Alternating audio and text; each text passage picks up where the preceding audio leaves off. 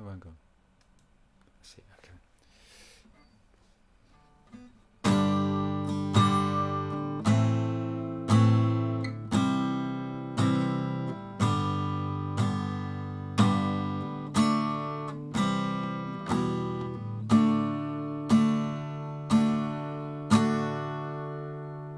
That's the framework for Positively Fourth Street in G, which we had a look at last Thursday. The whole point of it was two elements, which is the rhythm of the chord changes. Like, there's a thing called harmonic rhythm, which is the rhythm and the timing of the changes and what the changes are. And one of just a big series of big rhythm videos, which I've passed on the links to you. They were originally done for the beginners, but we did the thigh tapping thing in the Thursday as well. The whole point is the rhythm's a doorway into how you can distinguish spelling a chord line and playing the harmonic rhythm or the contour of a chord line. And this song's a good straddles the two. The first, in each verse, you've got two chord lines. The first chord line, G, G, G. So it's G, G, G. I'll do it as a bar division. So it's each chord represents a bar. So it's G, G, A minor, C, C, G, G. Right. That's the first half of the verse. Second half of the verse doubles up the rate of the chord changes. It changes every bar. G, D, C, E minor, D, D, and then another D, D. So actually, if you think about the verse as 4 lines, that's probably the best way to do it. This is probably the best way to do it. First chord line is G, G, A minor, A minor.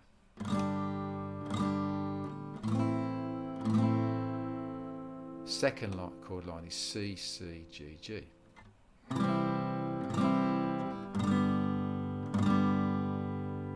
Right, so those first two lines have a certain harmonic rhythm, a certain contour, but you have time to think, because you haven't got to change chords every bar. You change chords every 2 bars. But then the third line 3 speeds all that up to 1 chord change per bar. So it's like it's G, D, C minor. Right, so that there's no time to think there. There's no time. You can get one of the things that catch you out with this song is in whichever key you play it in, you get used to that harmonic rhythm. The 2 G's, in the first two lines, G, G, A minor, and you get C, C, G, G, and you're set now. You're stuck now to that speed. You expect the song to be the same, and then suddenly the chords come flying at you like bullets.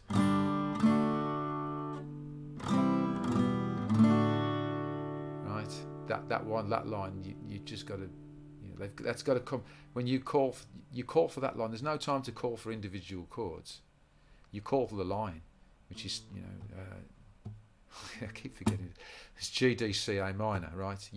Now the other thing about it is you call for the line, but there's no time to say I need G, D, C, A minor. That's G, D, C, E minor. Sorry, there's no time to split that up. Say, what's line 3? G, D, C, E minor. What is it? Okay, so I need to play G. Then you can't hold, even if you can memorise the chord order. If you call the chord order back and then have to start stepping through the chords, it's gone. You're on the line. You're on the next verse by the time you got there. What you've got to do is when you get to the third line, you call for the third line, and they all come. I'm playing it faster than the record now, but essentially, when you do repetition, this song's a great example. But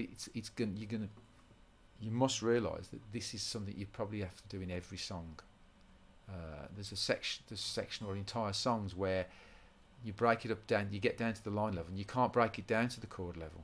You just have to go with the line level. I'll give you an example like All My Lovin' is like that, because All My Lovin', you don't have to know that the chords are. I'm saying that now. Where it is now. Yeah. So it's like.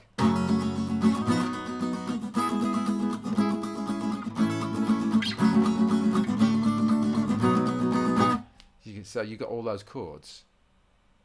That's actually, with the rhythm itself, it's just too disruptive. It's like you practice that from all the way to the progression to you go all the way up the neck and then back again, and you end up back on the second fret. You kind of like, there are certain points in that where you can think about it because there's more than one chord line there. But really here, I shouldn't really be doing this on this, but it's more about, don't worry about the fact this isn't a song you're learning. But in this song, I'll play the progression again.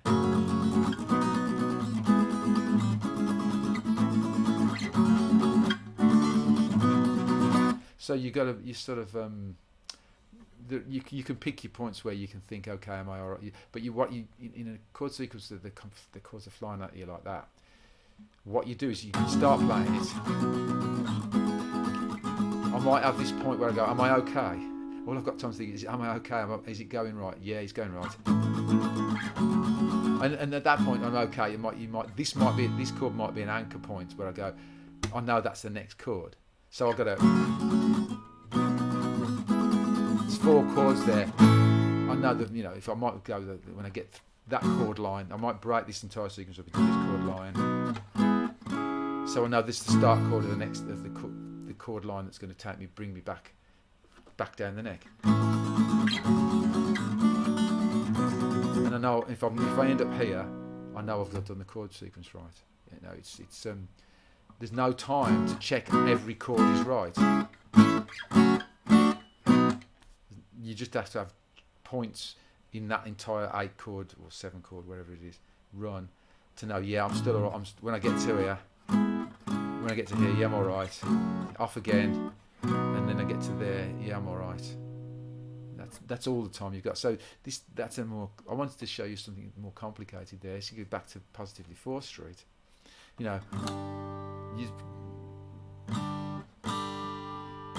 Those doubles, you've got to know the point where the rate of change is going to speed up, because you've got to know when to dive in.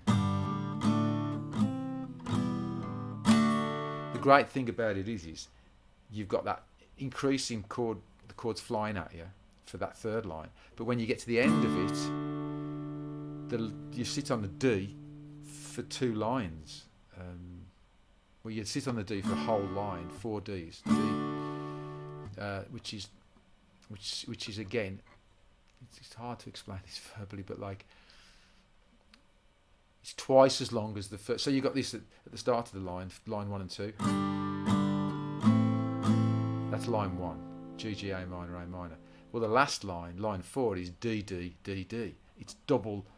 It's a long time on the D chord. It's double the length that you sit on any chord in the first 2 lines, and it's 4 times the length you sit on any chord in the 3rd line.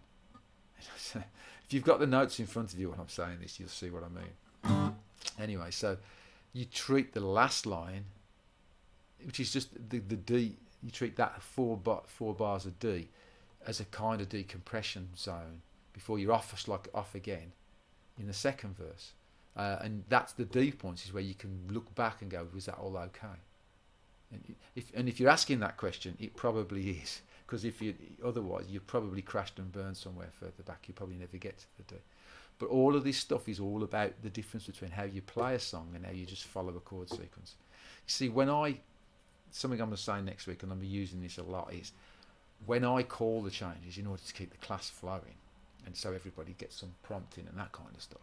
So if I'm going G, G, A minor, C, C, G, G, then G, D, C minor, D, D, D, D. When I'm doing that, I'm like a sat nav. you're like on a journey through this song, and I'm the sat nav telling you when to turn left, when to turn right, and now you've arrived at your destination. Bear that in mind, because what your job to do is that we're in a digital age now. So I'm not talking about using an A to Z. What I'm saying is something I always do, which is if I've got to go a route, even a local route somewhere where I know part of the way, and then I've got to learn the rest of it, bring it up on Google Maps, drop the little man on, and drive along the street in the area that I don't know, because it gives you things like landmarks, or signposts, landmarks, all that kind of stuff, which are the things you need to navigate for yourself. There's no sat nav that's going to navigate you through songs, and if there was, it'd be an abomination. So because until you can navigate the song, you're not playing. So again, it's a bit garbled in terms of jumping around in these lines, but essentially the rate of change starts off at a medium. There's a slow rate of change, there's a fast rate of change, and a medium rate of change in positively fourth string. And the first two lines are the medium rate of change, which is G G, A minor, A minor, C C. Then we go to the fast change, G D, C E minor, and then we have the slow 4 Ds. The 4 Ds are where you can gather yourself, because you're off again on G G, A minor, C C, G G, G D. This is the fast changes, C E minor, D D, and then we've got the thing to gather ourselves. So there's a constant putting you under pressure, squeezing you, put it under the squeeze, releasing that pressure in the line of D, and then starting to increase the pressure again for a couple of lines, then squeezing you, and then relaxing. And that pressure, you learning to play the song is learning to deal with those pressures. So I'll just to treat you, what I'll do is I'll just endlessly cycle through the verse 3 or 4 times. I'll do that in a separate video.